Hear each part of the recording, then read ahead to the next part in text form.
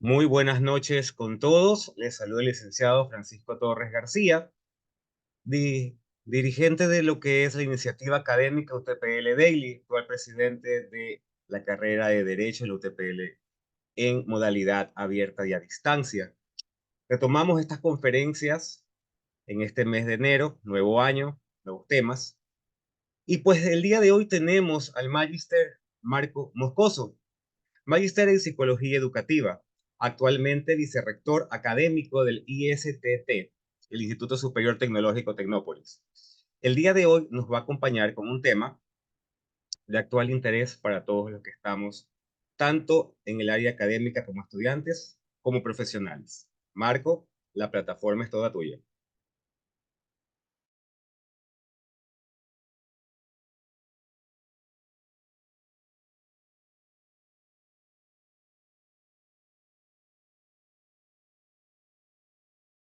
Y un día pues tuve una rotura fibrilar en el muslo, en la parte superior, digamos, del muslo. Y bueno, como me impedía hacer la clase de educación física, me acerqué a mi profesor de educación física, que en aquel entonces era Joaquín Benítez, y bueno, y le dije, oye, hoy no puedo correr normalmente porque me pasó esto ayer y me duele y bueno, que lo sepas. Entonces él al momento se ofreció eh, a, digamos, tratarme o diagnosticarme, llámalo como quieras, y me dijo que si quería que me pasara por su despacho esa misma tarde, que lo mirábamos y a ver qué tal, si había lesión grave o no. Eh, bueno, yo como tenía bastante confianza con él, además era el profesor guay del cole y tal, pues no vi ningún problema.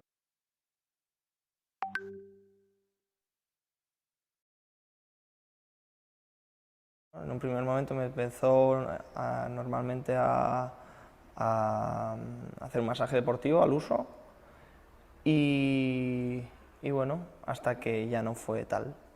Eh, bueno, empezó eh, en vez de masajearme la zona lesionada, pues irse hacia, digamos, el pubis.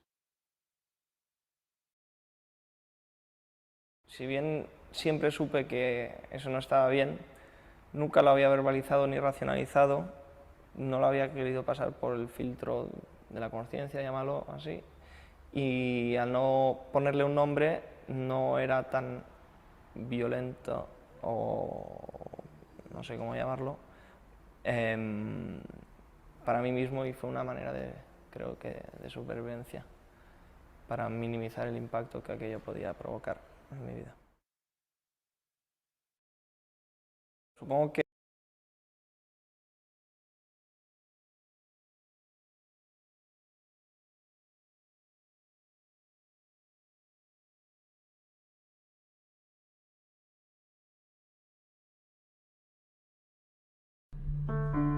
A mí me violaron cuando tenía 5 años. Mi primo, que tendría unos 18 años o así, me sentaba en su regazo y me llevaba a la habitación, cerraba la puerta, ponía la música alta y un día reunió valor, me desnudó e intentó penetrarme. Me hizo mucho daño. Yo empecé a llorar. Recuerdo que él me decía, no digas nada, no se lo cuentes a nadie. Y llamé a mi madre, mamá, mamá, ven. Me acuerdo que le dije, mamá, ven, pero que no venga papá. Tenía miedo de que me castigasen, ¿no? A mí también me pasó, supongo que tendría unos 10, 11 años, era el verano, y nada, mi abuelo me llamó. Mi abuela estaba echando la siesta y me dijo que me sentara encima de él. Pues de repente la cosa se empezó a poner un poco rara, que empezó a tocarme los pechos, a decirme, pues eso, ¿no? Que mira cómo me pones, a subirme la camiseta, a chuparme los pezones.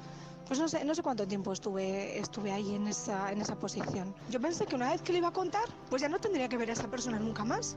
Y ahí todo el mundo hizo como que no pasaba nada. A mí me agredieron sexualmente por primera vez cuando tenía 13 años. Recuerdo que era verano, era en casa de unos señores donde trabajaba mi madre, era un matrimonio, Y el señor pues procuraba quedarse conmigo a solas cada vez que podía. Y el señor pues procuraba frotarse conmigo cada vez que podía, y ya el colofón final fue que se masturbó delante de mí. Yo cada vez que él intentaba algo cerraba los ojos porque me daba vergüenza, me sentía sucia, me sentí mal y nunca se lo conté a mi madre. A mí, cuando tenía unos 9 o 10 años, el marido de mi tía trató de abusar de mí con tocamientos y palabras obscenas. Pasé muchísimo miedo, me encontraba con él a solas en su casa. Lo conté a mi familia unos años después, pero no pasó nada. Seguimos como si nada hubiera ocurrido.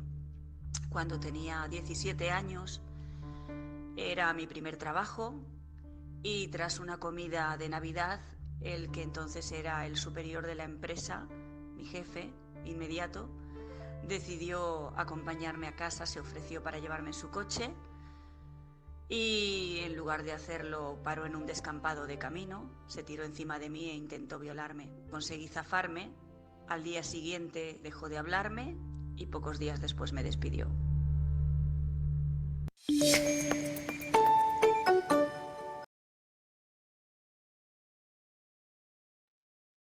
Testimonios como los que acabamos de ver son lo que de alguna u otra manera podemos presenciar a diario por familiares, por personas, por de alguna u otra manera algún tipo de conocido o sujeto que de alguna u otra manera nos motiva o de alguna u otra manera...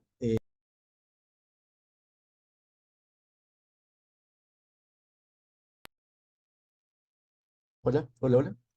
Regresando al tema, creo que se me sacó el micrófono mientras estaba hablando. Buenas noches con todos.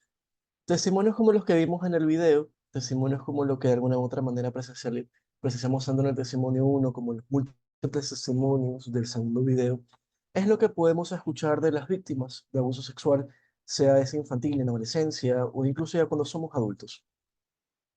Y eso es con lo que los diferentes operarios de justicia, abogados, jueces, fiscales, etcétera, de alguna u otra manera, pues tienen que lidiar, conocer y experimentar de la mano, de primera mano, en los diferentes niveles e instancias en los cuales tenemos injerencia directa sobre estas personas.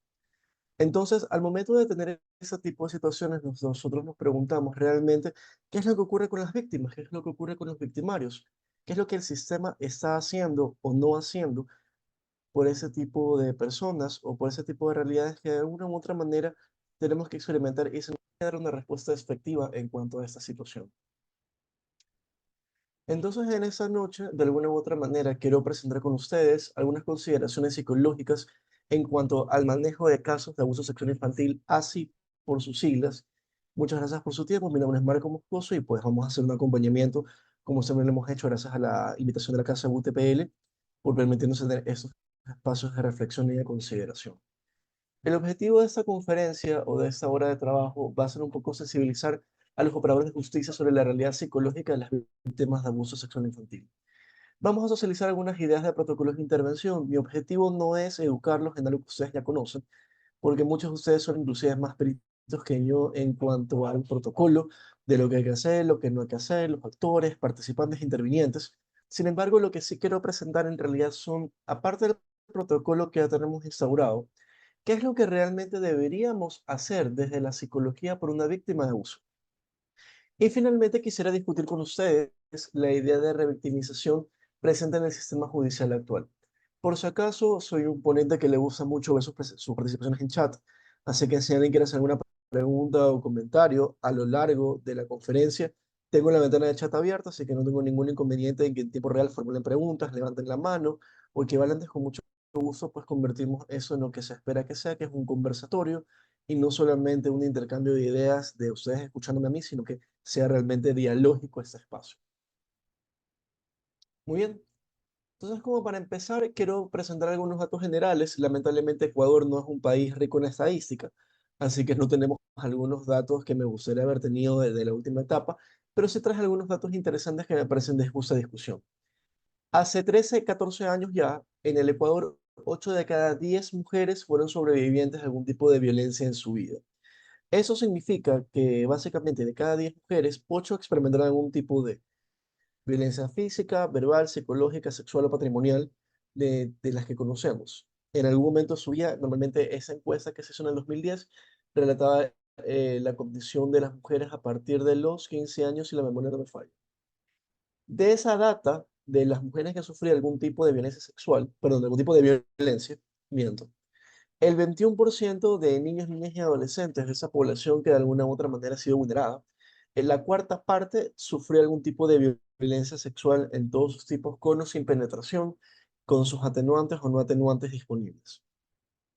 9 años después, exactamente hace 5 años, en el 2019, cuando se corrió la encuesta de violencia de género por parte del INEC, descubrimos que el 32% de las mujeres que fueron copartícipes de este estudio experimentaron algún tipo de violencia sexual dentro de las que conocemos típicamente, tanto dentro de los códigos legales vigentes. ¿Qué es lo que hace entonces que esta condición y por qué hablamos particularmente de las mujeres? ¿Y por qué no hablamos también de que los hombres o los niños o los adolescentes también son víctimas de eso? Porque lamentablemente en el caso de los varones, por el estigma cultural y por el machismo cultural que tenemos, la data y la cifra de denuncias por parte de hombres que han sido víctimas de esta situación sigue siendo una estadística encubierta. La estadística formal indica que es 2 de cada 10 hombres, de alguna u otra manera, quienes han experimentado abuso. Sin embargo, en la práctica, los psicólogos y personal médico que trabajamos directamente con víctimas, sabemos perfectamente de que esa data no es la data tan real como debería ser, y se estima que, tomando la estadística encubierta, 4 de cada 10 hombres han sufrido a lo largo de su vida algún tipo de abuso y o acoso por parte de un adulto o una adulta dentro de su círculo de vida habitual. ¿Qué es lo que hace entonces que se presente el abuso sexual, en este caso infantil específicamente? Vamos a dejar por fuera el abuso sexual que puede ocurrir en el periodo adulto, simplemente por propósitos de charla. En primer lugar, uno de los principales factores o la tendencia que vemos como psicólogos en la ocurrencia de abuso sexual infantil indica que la experiencia previa de abuso por parte de los cuidadores primarios es un factor de riesgo. ¿Eso qué significa? Significa que un niño que tiene padres que han sido víctimas de abuso tiene una mayor tendencia a ser abusado que aquel niño que es criado o formado en un hogar donde ninguno de los padres ha sido víctima de abuso. El abuso sexual infantil tiende a verse también con mayor nivel en aquellas familias donde hay relaciones autoritarias, padres e hijos, debido al patrón, el patrón pasivo-agresivo y lo que esto conlleva en cuanto a la manifestación de conductas de riesgo, tales como violencia, denigración, eh, anulación emocional, entre muchas otras, que hace que los patrones de violencia, tanto de género como familiares, físicas y otro tipo, se mantengan a lo largo del tiempo. Otra de las principales variables dentro del abuso sexual infantil le corresponde a las condiciones de habitabilidad de los hogares, especialmente lo que corresponde a los hogares de hacinamiento.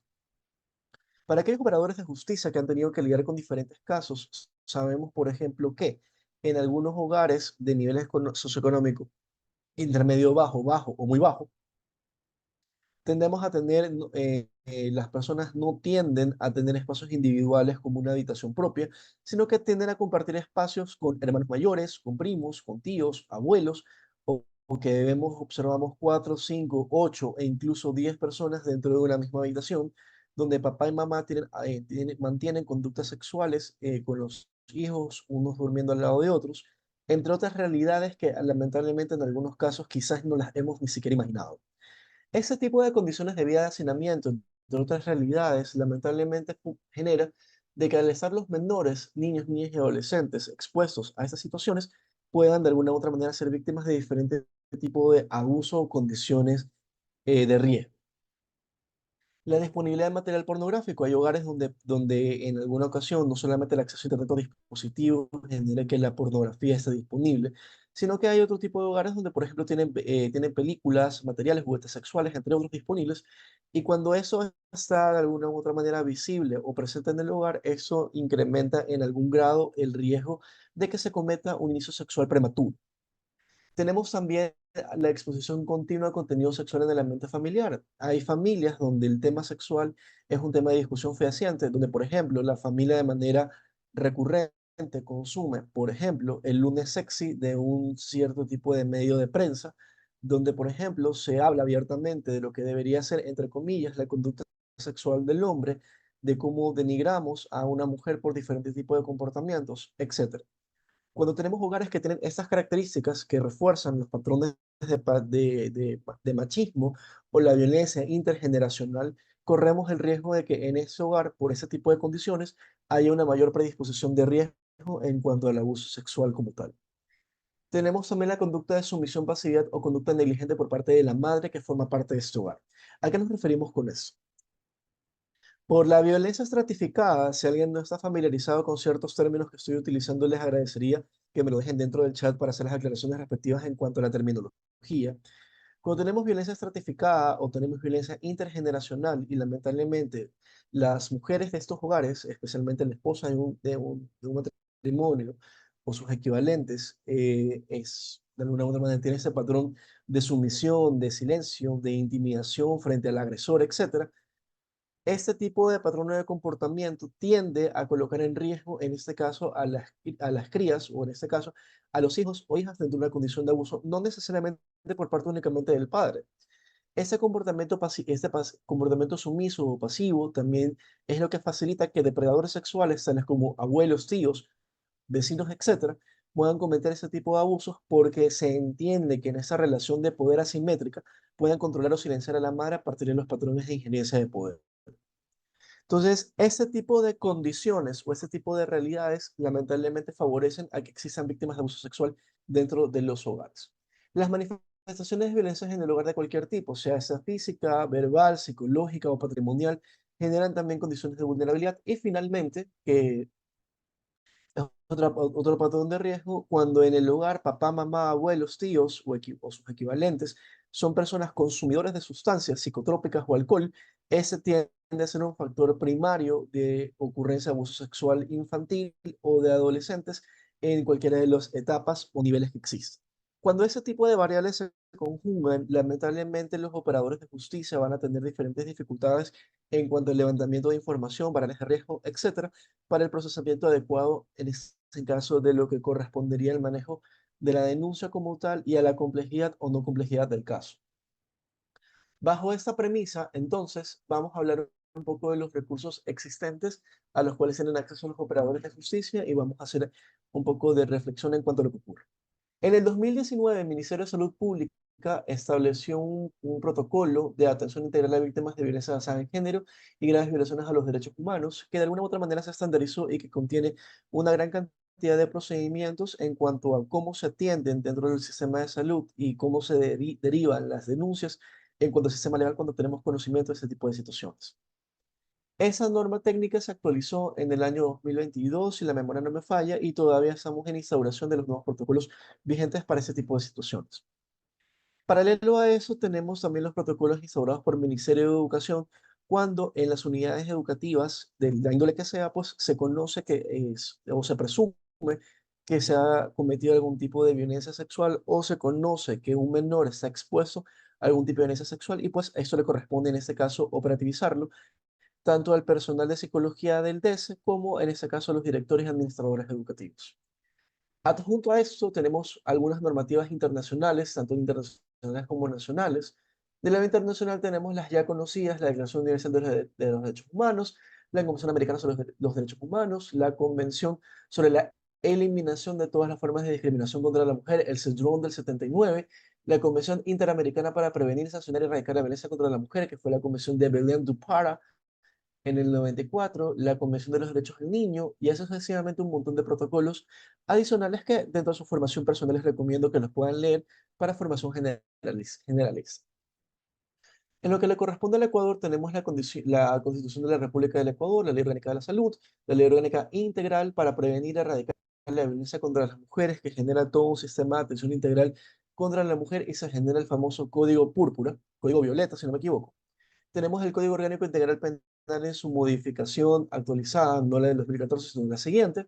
Y tenemos el Código Orgánico de la Niñez y Adolescencia que nos permite operativizar, en este caso, el derecho fundamental del menor y la atención, en este caso, que tiene que tener el derecho privilegiado del niño en cuanto a la atención de víctimas, separación del agresor, entre muchos otros protocolos de atención y medidas precautelares y medidas de protección para ese tipo de situaciones.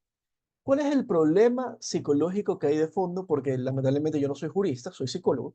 Entonces, ¿cuál es el problema que a mí me atañe y que de alguna u otra manera busco que de alguna u otra manera esté muy presente? es el tema que el sistema legal lamentablemente no es amable con la víctima en ninguno de los sentidos. Tenemos algún grado de información en cuanto a diferentes tipos de información.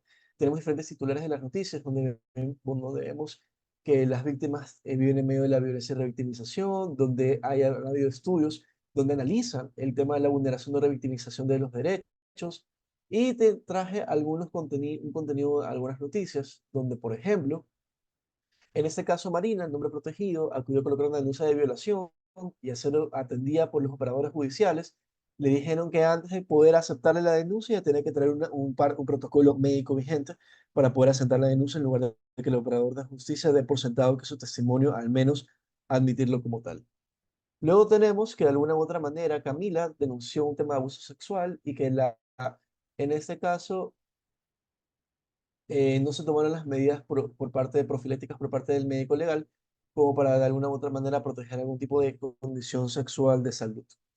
Luego tenemos que Alicia acudió a la Defensoría del Pueblo para denunciar su violación y que de alguna u otra manera en ese lugar le pidieron que considera los números celulares y la dirección de las personas que estaban involucradas dentro de este hecho. Este tipo de situaciones lamentablemente pues son las cosas que ocurren a diario. Estoy más que seguro que muchos de ustedes, si es que no hay alguien presente dentro de la sala, que lamentablemente no haya pasado por un tipo de realidad o que conozca a alguien que intentó colocar una denuncia de abuso y que esa misma no fue aceptada, fue criticada, fue juzgada, fue señalada o tuvo que repetir 2 y 3 veces su testimonio delante de diferentes personas que lamentablemente generan que las víctimas no quieran denunciar.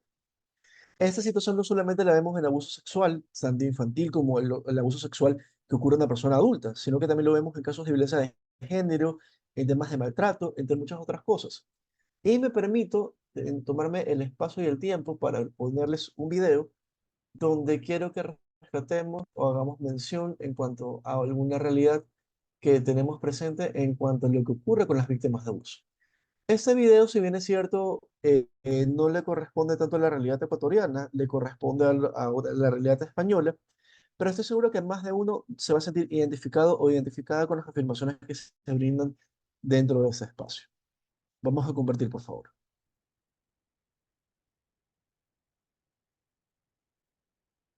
¿Me confirman, por favor, si se está viendo mi pantalla de YouTube en este momento? Sí, se puede estar? Chéverísimo. Muchísimas gracias, chicos. de abuso sexual, de violación. Claro, eso me pasó a mí, no alcé la voz por miedo. 371.251 mujeres fueron violadas en México de julio a diciembre del 2021. Sin embargo, solamente se abrieron 5.872 carpetas de investigación. Esto significa que el 97.3% de los casos no se denunció o no se investigó. ¿Pero por qué está pasando esto? El tener que contar con detalle lo que me pasó una y otra vez, y aparte contarlo sabiendo que está ahí mi agresor, verlo otra vez, o sea, es algo que yo en ese momento no hubiera podido soportar. Hay una entrevista con el agente del Ministerio Público, hay otra plática con el psicólogo y hay otra plática o entrevista con el policía de investigación. Después de conversaciones, interrogatorios, exámenes, pruebas, la víctima ha quedado demasiado expuesta. Sin embargo, aún pasa por más. Una chica me contactó y me dijo que ella también había sufrido violación y agresión física y psicológica por parte de este chavo, y que obviamente, o sea, ella sí había intentado denunciar ante el MP, pero como tiene muchos contactos en el gobierno porque ahí trabaja, le avisaron que estaban levantando una denuncia en contra de él. Este chavo fue a buscarla, la golpeó, la amenazó de muerte, amenazó a su familia, y una vez que me dijo eso, me asusté. Otro factor es el tiempo. El proceso ante el juez podría llevar de 1 año, 6 años o más. Es indefinido. Algunos servidores públicos también son otra razón, ya que por su saturación de trabajo hacen que el trámite sea lento o no se lleve a cabo.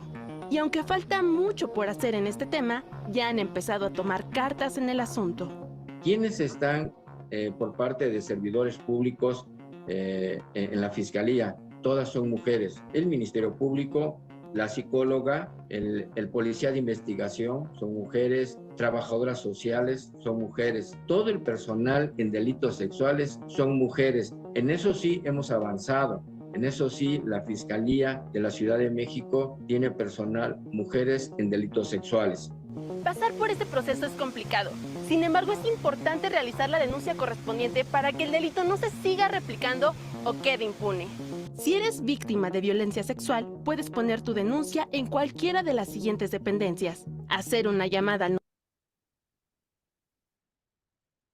Me permito detenerlo porque el resto nos explica cómo hacer una denuncia en cuanto a México y pues creo que no nos interesa mucho en realidad el procedimiento legal mexicano, solo lo que a alguien se le interese. Y pues el enlace del video va a estar en la presentación que se las puedo compartir sin ningún tipo de inconveniente más adelante. A donde quiero llegar con todo eso, o con ese prefacio o con ese brevario en cuanto al tema, es el hecho de que, tal como se lo rescata en México, de que la población como tal, cuando tiene que poner una denuncia, lamentablemente pues tenemos que pasar por todo este proceso largo, tedioso y muchas veces incómodo y no amable con las víctimas en cuanto a la forma de presentación y en cuanto a las veces que la víctima está expuesta justamente a esa repetición con personas que lamentablemente no tienen el nivel de empatía suficiente para poder atender estas necesidades que no solamente responden al cometimiento de un delito, sino también a la fragilidad psicológica de una persona que está vulnerable en un cierto momento y que se está atreviendo, entre comillas, a tener una capacidad de denuncia. En Ecuador lo vemos frecuentemente. Me parece que hace un año y medio o 2 años se hizo justamente un reportaje sobre las veces en las que una persona, cuando va a colocar una denuncia, tiene que repetir su testimonio. En el 2019 tuve la oportunidad, previa a la pandemia, de estar en un auditorio con la organización amiga Ya No Está Sola, donde justamente dábamos a conocer ese tema de la capacidad para poder llamar a esta línea y poder colocar o recibir ayuda en cuanto a temas de abuso sexual y para todos los tipos de abuso de violencia. Cuando hicimos esta intervención, teníamos un primer auditorio de 40 mujeres de diferentes condiciones y las 40 mujeres declaraban haber sido víctimas de algún tipo de abuso. Y una de ellas comentaba de que desde que la persona que la atendió en el primer punto de justicia, e inclusive la persona que receptó su denuncia, no le creían, cuestionaban mucho el tema de vestimenta, el tema de la actitud, y ponían a tal punto el tela de juicio si es que ella misma no había provocado el delito que nos lleva a confrontarnos realmente si la formación humanística en cuanto al procedimiento de las personas que manejan los aparatos legales está presente o ausente. Porque si las personas realmente fueran humanas al momento de interactuar con alguien que ha sido víctima de esta naturaleza, creo que es el sentir de todos los presentes en esta sala que el resultado será muy diferente en cuanto al abordaje. Entonces, ¿cómo debería construirse un protocolo que admita o que de alguna u otra manera atienda esa realidad subjetiva tan sensible de las víctimas de abuso? En primer lugar, y es importante rescatar eso, las víctimas se les tiene que dar un proceso de credibilidad al momento que colocan la denuncia. El operador de justicia no está para confrontar, no está de alguna u otra manera como para tratar de aclarar el tema de hecho, sino para receptar esa información y poner a la justicia al servicio de la persona que de alguna u otra manera está generando ese tipo de situación o ese tipo de comunicado. En segundo lugar, es dar de alguna u otra manera, es dar garantía a las víctimas de protegerlas de la revictimización. Tenemos que crear mecanismos ante los cuales las personas cuando colocan la denuncia o colocan esos comunicados no tengan que repetir de alguna u otra manera con lujo de detalles, con puntos y señas, qué es lo que ocurrió, sino que ese levantamiento de información sea a cargo del profesional apropiado, sea es un trabajador social, un psicólogo o un jurista que tenga formación en ese tipo de cuadros o en ese tipo de condiciones para que en una sola levantada de testimonio podamos obtener esos detalles importantes que forman parte de la construcción de hechos y que den paso a la evolución sustantiva del proceso legal como tal y de la implicación y la determinación en este caso, del nivel legal como tal. Hay que dotar a las unidades de acción de personal humano necesario. Somos conscientes de la realidad y lamentablemente de la falta de personal coherente dentro de las unidades de justicia, tanto para los delitos de flagrancia como para los delitos que tienen que ser investigados, atendidos y secuenciados. Hoy por hoy, la falta de psicólogos peritos, de médicos forenses, de personal en las unidades de atención, en este caso en las iniciales, es sensible, palpable y realista. Lamentablemente, las unidades de atención legal de delitos sexuales en las diferentes partes del país también son insuficientes para la cantidad de atención y para poder de alguna u otra manera maximizar el impacto. Pero como sociedad y como población tenemos que atender al hecho de que se puedan ir creando esos espacios de atención y que la formación profesional ocurra. Un protocolo de atención también tiene que de alguna u otra manera poder agilizar los procesos de investigación y decisión sobre el criterio. Es impresionante como una denuncia por abuso sexual que, por ejemplo, es colocada en el 2020, recién tiene operatividad en el 2022, 2023. Casos que tienen abiertos 3, 4 años y que las víctimas como tal y las familias de las personas que han sufrido este tipo de cosas lamentablemente ven el ejercicio de la aplicación de justicia de manera lejana. Y es por eso que descontinúan procesos, porque en lugar de seguir hablando del problema o seguir hablando del dolor que le causa a la víctima, el hecho de saber que su caso sigue abierto, prefieren de alguna u otra manera precautelar su salud mental y dejar el caso en el olvido. Esto tiene que ser un punto que la justicia y los profesionales del derecho tienen que ser conscientes de que no se trata de que la víctima se canse, se trata de que la víctima obtenga esa reivindicación que necesita a partir de lo que ha vivenciado. Facilitar la formación del operador de justicia sobre el manejo de temas de género y sexuales. Es muy consciente de que muchos operadores de justicia no han tenido ni siquiera una formación en derechos humanos, en violencia de género o en muchas cosas. Otros en realidad también la gozan, pero lamentablemente no se observa que realmente esa formación tenga un ejercicio o un efecto en cuanto a la actitud del operador de justicia. Entonces, es necesario poder discutir si el mismo operador de justicia tiene prejuicios, en este caso sobre las víctimas de violencia, cuál es la condición y la historia de vida de aquella persona que está parada y que le toca de alguna u otra manera ejercer esas voluntades o tener esa voluntad para poder tomar decisiones frente a casos y situaciones muy finas, porque también eso es lo que limita el ejercicio pleno de los derechos de todos y todas. Y finalmente es entender de que eso no lo hacemos solos. No le estamos echando la culpa únicamente al juez, al fiscal o a la persona que corresponda. No se trata tampoco de que el médico no hace su trabajo, o el trabajador social, o el psicólogo, o equivalente, sino que todos trabajamos de manera sistemática y en equipo para poder hacer esos abordajes integrales en cuanto al ejercicio de derechos de justicia y de prevalencia, en este caso, de lo que es correcto o no es correcto. Por eso es importante que tanto el abogado se deje guiar por el psicólogo, que el psicólogo maneje también terminología legal, que en eso participen los médicos, los trabajadores sociales, etcétera, para poder respetar las diferentes cadenas, instancias y profesionalismo del caso y que podamos llegar a conclusiones efectivas entre los actores involucrados en hacer que la situación se aclare y que podamos tomar la mejor decisión en cuanto al ejercicio de derechos. Finalmente, aquí quiero plantear algunas preguntas que en realidad las quiero dejar como reflexión y a partir de aquí pues me gustaría empezar a escucharlos un poco si hay preguntas o comentarios. ¿Cómo logramos que nuestro sistema cultural sea pro denuncia? Lamentablemente en Ecuador la cultura de denunciar, la cultura de decir que este tipo de situaciones ocurrieron es todavía muy baja. Las familias tienden a guardar silencio porque sienten vergüenza, porque sienten miedo, porque sienten de alguna u otra forma recelo de las consecuencias que va a tener para el familiar víctima de esa situación.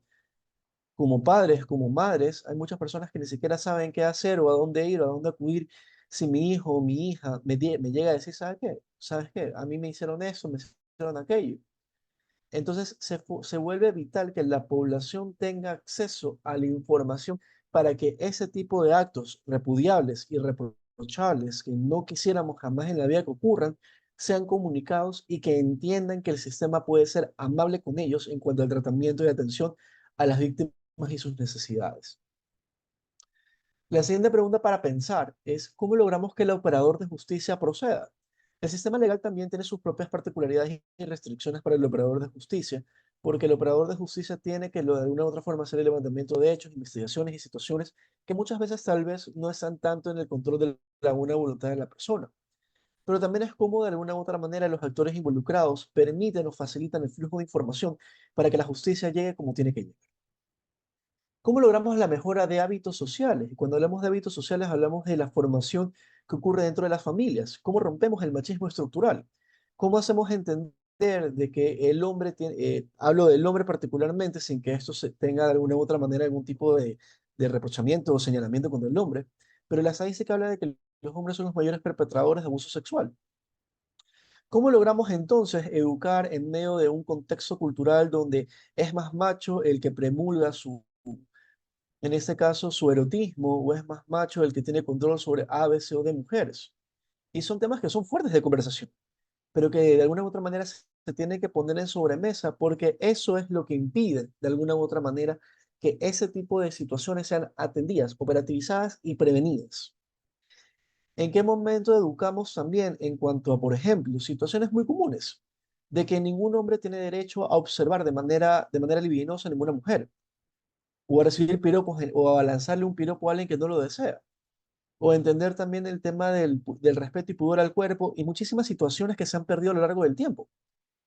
¿Cómo formamos a las nuevas generaciones en cuanto a la integridad y a la vivencia plena de una sexualidad con respeto? Son cuestionamientos que, si bien es cierto, somos de alguna u otra manera la mayoría especialistas en derecho, pero no dejamos de ser personas, no dejamos de ser padres, hermanos, familiares de personas que de alguna u otra manera en este momento son los que hacen historia. ¿Y qué tipo de sociedad queremos para los siguientes años? Entonces son temas y son preguntas que tenemos que dejarnos y que tenemos que formularnos para entender cuál es la nueva dinámica social que queremos para todos y para todas. Finalmente, y aquí es el punto más controversial de todo, normalmente somos muy punitivos contra la persona que comete abuso sexual, pero como personas y como sociedad nos tenemos que dejar lamentablemente libre también a la persona que abusa. Entonces, ¿cómo logramos hacerle entender a la gente que la resolución no es simplemente acabar con el abusador o con el abusivo, sino cómo creamos desde un marco de justicia reparadora, entender también que para el abusador han habido condiciones de vida que no han sido las más plenas, que no han sido las más idóneas, y que lamentablemente como sistema tenemos que también preocuparnos por la persona abusadora y que tenemos que de alguna u otra manera generar un sistema también de, en este caso, de reinserción y de reformulación en este caso, para el abusador, y que tenemos que hacernos cargo también de él o de ella, porque no solamente son abusadores los hombres. Hay mucho abuso sexual cometido por mujeres que lamentablemente no es denunciado y no es identificado porque creemos que al ser mujer no hay mayor riesgo, cuando en realidad también hay muchas depredadoras sexuales mujeres, no solamente en el pueblo, sino a lo largo del mundo, que dejan secuelas gravísimas en el caso de los chicos. Entonces, este tipo de situaciones son necesarias analizar y que las podemos reflexionar para que tengan algún tipo de atención o análisis. Dicho esto, o llegados a este punto, sí me gustaría tal vez dejar de compartir la pantalla y en este momento tal vez atender algún tipo de pregunta y o comentario que pueda salir por parte de la audiencia en cuanto a los temas que hemos tratado, los planteamientos que hemos dicho, etcétera. Tenemos un comentario por parte de Graciela. Graciela nos menciona que antes que el sistema cultural consideró que una sociedad educada con herramientas y teniendo confianza en la justicia, habla un poco el tema en relación con las diferentes cosas que podemos lograr un sistema efectivo de denuncia. Y yo concuerdo mucho con usted, Graciela. Considero que tenemos que construir un sistema, uno, que demuestre efectividad. Considero que las personas no acuden a los sistemas legales porque no ven en el derecho o no ven en las instituciones métodos de resolución efectivos para que los casos sean atendidos. Entonces, si veo que no hay resolución de casos, que no hay gestión, ¿para qué voy a ir a denunciar? ¿Para qué me voy a ir a exponer? ¿Para qué voy a intentar hacer algo que de alguna u otra manera pues no tiene esta atención o que no tiene esta visibilidad efectiva en cuanto a sanción, en cuanto a la relación, tiempo de denuncia, resolución y aplicación de sanciones? Ujú. De alguna u otra manera, complementando el comentario de Graciela, no se trata de perdonar, Graciela, se trata de alguna u otra manera de entender también de que en este caso, el, el abusador o de alguna u otra manera también necesita métodos de intervención. Y eso lo podemos entender cuando entendemos, y lamentablemente tengo que citarlo, pero a muchas personas no le gusta porque no lo entienden o no lo explican correctamente, el tema de la importancia de la aplicación efectiva de los derechos humanos, que también el abusador lamentablemente, y digo lamentablemente porque es una perspectiva que uno se tiene, sigue siendo persona y también sigue siendo víctima de un sistema que también ha sido cruel con él, en mayor o menor medida. Y como sociedad tenemos que entenderlo de esa manera para poder tomar acciones contra esta persona, no solamente punitivas o castigadoras, sino también de intervención.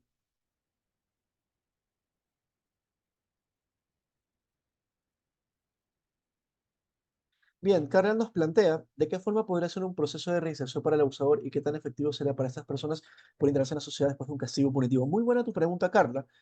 La aplaudo de pie porque creo que nos estamos haciendo las preguntas correctas.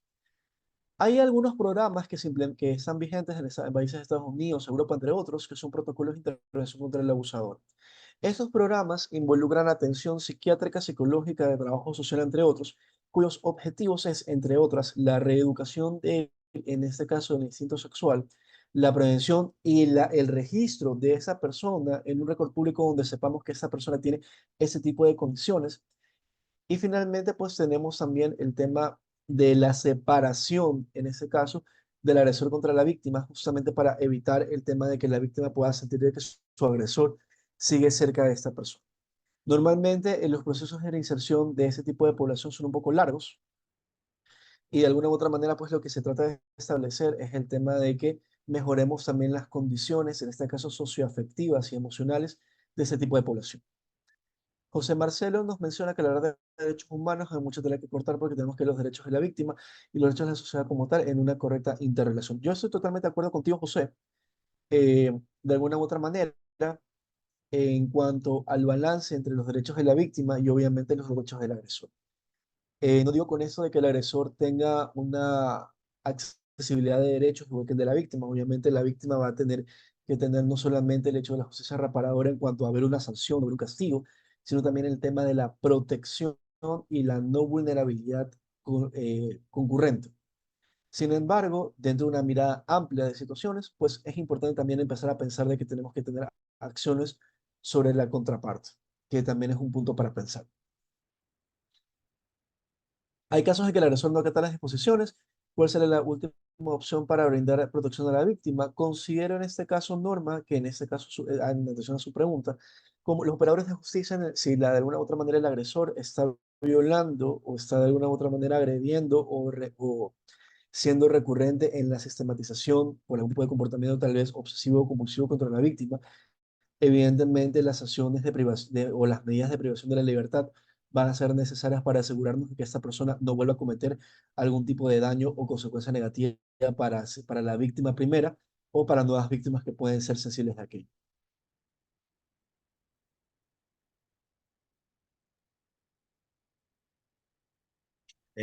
Marco, tenemos en Facebook una pregunta de Gaby Espinosa. Nos indica, buenas noches, ¿qué consejos daría usted para romper ese vínculo agresor-víctima? Para romper el vínculo agresor-víctima. Interesante.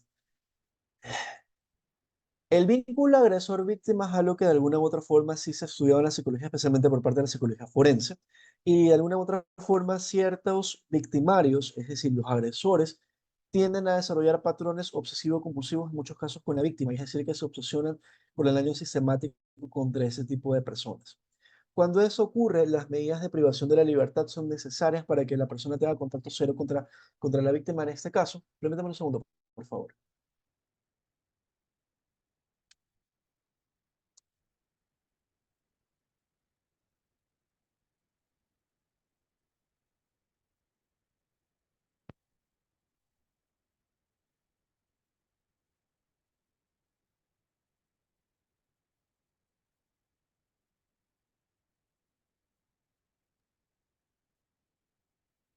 Aprovechando la breve pausa, estimados compañeros, se recuerda que cada una de las conferencias que UTPL Daily da son subidas a la página de YouTube, @UTPL Daily, en la cual queda obviamente el video para su retroalimentación o posterior revisión.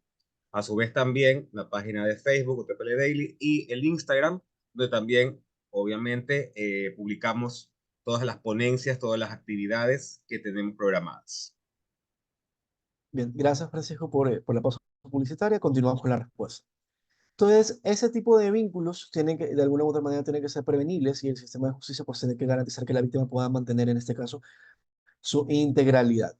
Por otro lado, de alguna u otra manera, ciertas víctimas de abuso sexual, no solamente infantil, lo vemos también, pueden desarrollar, no en todos los casos, pero sí pueden desarrollar tal vez en algún momento lo que se conoce como el síndrome algo muy similar al síndrome de Estocolmo, cuando la víctima se identifica con el agresor y de repente pues tenemos este tipo de situaciones donde la víctima ha sido abusada y busca de alguna u otra manera pues mantener un lazo afectivo o no salir de su papel de víctima. En ese tipo de situaciones, En este caso, pues se tiene que tener intervención por parte del psicólogo perito para la evaluación psicológica formal y la víctima tiene que tener un acompañamiento, en ese caso clínico especializado, para poder de alguna u otra manera protegerla de que se haga un autodaño o protegerlo de que se haga un autodaño en cuanto al manejo de ese tipo de situaciones. ¿Cómo la familia puede apoyar a una víctima de violación? Creo que me saldría la pregunta de Andrea Obando, pero antes de responder a la de Sonia. Andrea pregunta cuáles son las medidas de reparación que se pueden aplicar a víctimas de violencia sexual. En primer lugar, una medida de reparación, por contradictorio que sea, es ver que su agresor recibe una sanción. No hay mayor, de alguna u otra manera, protección para la víctima de entender de que su agresor ha sido separado de alguna u otra manera consecuente y que no va a poder seguir haciéndole daño ni a la víctima ni a otras personas. Entonces, ese podría ser un primer mecanismo de reparación. El segundo corresponde también al hecho de que en algunos casos, no en todos, ¿verdad? Las víctimas tienden, no, repito, no se observa en todos los casos como tal, donde las víctimas necesitan de alguna u otra manera dirigirse a su agresor para poder descargar algún tipo de contenido o algún tipo de manifestación emocional que se pueda. Hay otras que ni siquiera quieren ver al agresor ni en pintura y de alguna u otra manera, pues entre más lejos, mejor. Entonces, esta situación de reparación en realidad se tiene que ir de alguna u otra manera, tiene que ir muy de la mano en relación a las necesidades que tiene la víctima en cuanto al caso o a la situación que está experimentando.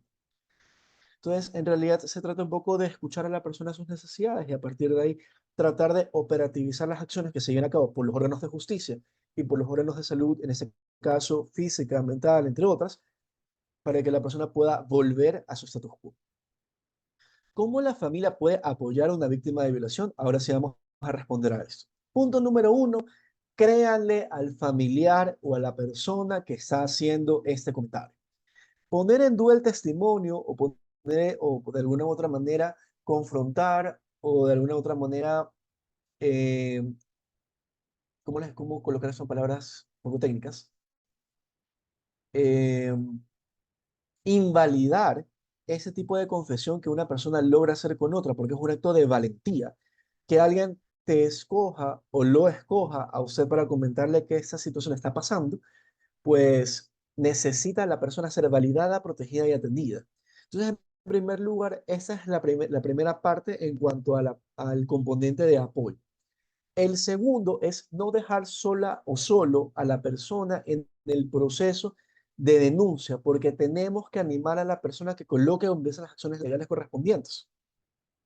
La tercera es asegurarnos y recordar que la persona necesita entrar en contacto con los profesionales correspondientes, psicólogos, psiquiatras, trabajadores sociales, etcétera. Alguien tiene que de alguna u otra forma cerciorarnos del estado psicológico de la persona para que podamos poco a poco hacer el enfrentamiento de trauma o no convertirse en una situación negligente. José Marcelo Collaboso menciona de que aplicamos la castración química y sí, básicamente sería interesante que esta medida se impulse porque en otros países esta tiene un gran índice, en este caso, de resultados fehacientes en cuanto a la protección justamente por el indicador de impulso sexual que el agresor lamentablemente pues no puede ejercer.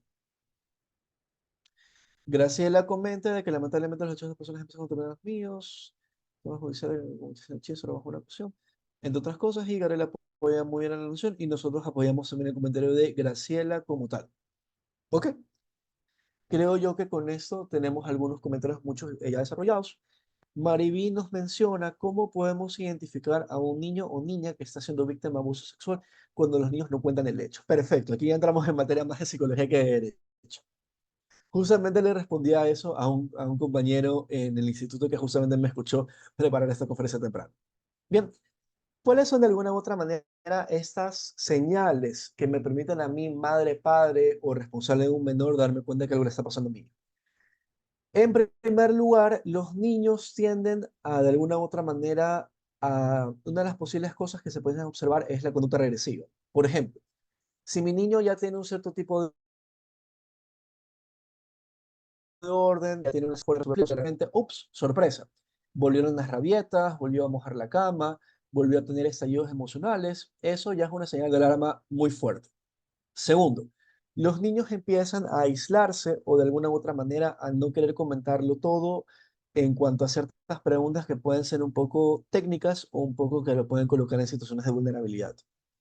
Tercero, el niño empieza a manifestar de manera categórica que no quiere quedarse con ciertas adultos, o que ciertos adultos que antes o anteriormente le parecían amigables o no negativos, ¿verdad? Pueden empezar a tratarse como un rechazo, como una incomodidad, como una evitación, y podemos ver también conductas mucho de silencio. Por ejemplo, hay niños que cuando interactúan con el agresor tienden a congelarse o tienden como que a tratar de como que aguantarse, y lamentablemente los adultos los presionamos. Oye, mijito, pero salude bien, abraza al tío, abraza al abuelito, dale un beso a fulano, a mengano, y no son patrones de conducta apropiados. Los niños no tienen que abrazar y no tienen que darle besos a todo el mundo. No tienen por qué esforzarse a algo que ellos no quieren por, entre comillas, creer que están siendo no cordiales.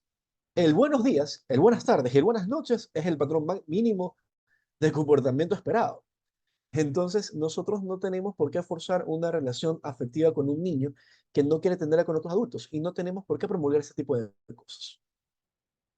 Tercero, podemos empezar a ver de alguna u otra manera el tema también de, por ejemplo, emisiones nocturnas, de alguna u otra manera de afectaciones en lugares inapropiados. Podemos también ya ver señales mucho más frecuentes en el caso de las niñas que puedan tener algún tipo de infección vaginal no apropiada para la edad que tienen. Hay niñas que obviamente en ciertos momentos del tiempo, niñas pequeñas pueden, por diferentes situaciones propiamente de la infancia, desarrollar algún tipo de infección y el médico va a poder hacer una valoración apropiada del hecho. Pero si de repente una menor tiene de alguna u otra manera una infección por hongos o algún tipo de cuadro que no es tan normal, porque las niñas tienen evidentemente una condición de salud apropiada, pues obviamente eso nos va a hacer una señal inmediata de llamada de atención desde las unidades de salud. En cuanto a los varones, en este caso, por ejemplo, encontrar algún tipo de contenido sanguinolento, ropa interior, etcétera, también son señales de que evidentemente algo no está funcionando correctamente. Van a haber niños que también, justamente como Cintia lo menciona, en este caso, hay niños que pueden ser sobresexualizados de manera muy temprana y que sin mayor medida o sin mayor condición, por ejemplo, entre otras cosas, de que tienen conversaciones de contenido sexual muy directamente o que de repente ya tienen un conocimiento de ciertas conductas, de ciertas señales, esto no es bien visto y de alguna u otra manera tenemos que confrontarnos de dónde el menor está teniendo información o acceso a qué para que tenga ese nivel de conocimiento. Entre muchas otras cosas que nos podríamos ir de largo en cuanto a señales de identificación de abuso, pero las que acabo de mencionar son las más básicas entre todas las que podremos mencionarlas de manera generalista. Entonces, sí los invito de alguna u otra manera a que todos y cada uno de ustedes tal vez puedan formarse en la detección de casos, en el abordaje integral, en el levantamiento de testimonios, en cuáles son otro tipo de señales, cómo utilizamos instrumentos de evaluación forense para poder determinar si alguien ha sido víctima o no de situaciones, etcétera. Hay información en internet, hay cursos disponibles, hay un montón de cosas que podemos hacer y pues es responsabilidad de todos y todas poder tener esa formación integral para poder responder a ese tipo de casos.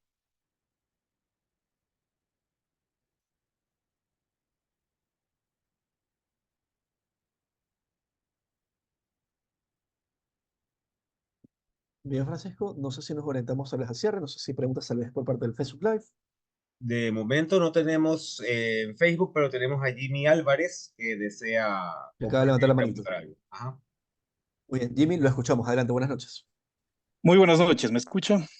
Fuerte y claro. Fuerte y claro. Muy buenas noches, mi estimado. Un gusto saludarle, compañeros, compañeras. Gracias en todo caso por la información que ustedes comparten, bastante o excelente, muy buena, para el procedimiento de crecimiento y desarrollo, sobre todo de nuestros conocimientos en nuestra etapa de formación.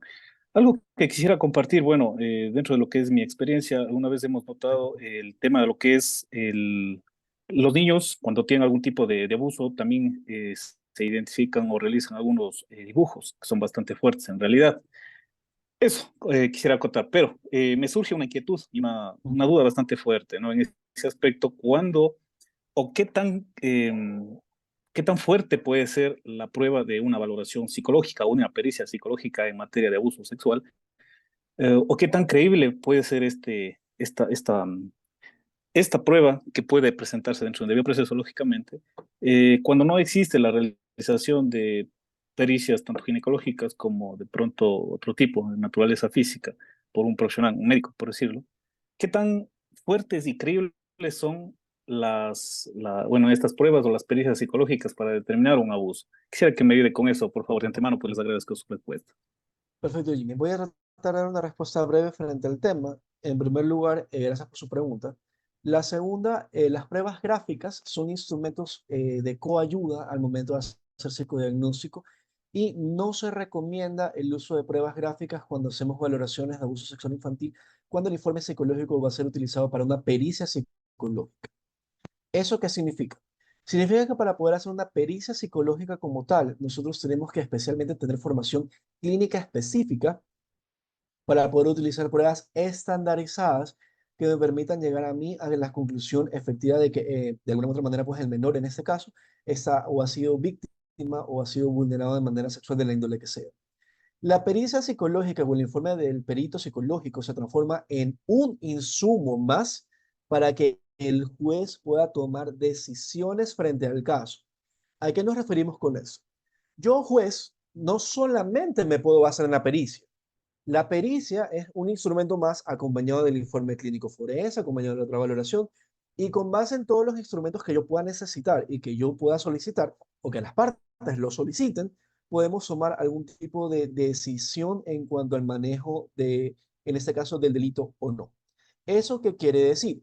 De que el informe clínico médico puede ser un insumo que, acompañado de la pericia y acompañado de los testimonios, acompañado de todo lo demás, me permiten sustanciar el proceso. Por eso es importante de que en mera instancia, cuando son delitos inmediatos, que tenemos las unidades de flagrancia activas, se activan estos protocolos que obviamente me van a permitir a mí evidenciar que algo ocurre.